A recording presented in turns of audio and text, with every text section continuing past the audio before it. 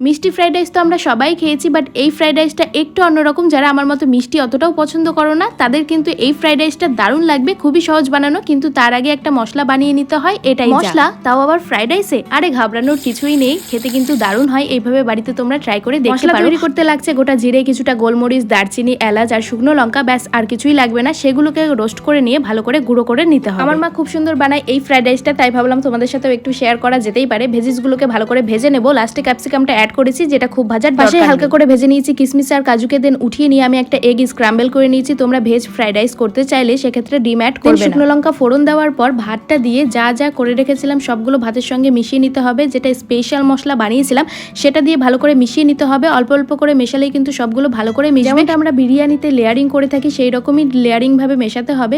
লাস্টে স্বাদ মতো লবণ, কিছুটা চিনি আর ঘি ছড়িয়ে দিতে হবে অ্যান্ড রেস্টে রেখে দিতে হবে 15 মিনিটের জন্য। ব্যাস আমাদের রেডি ফ্রাইড রাইস।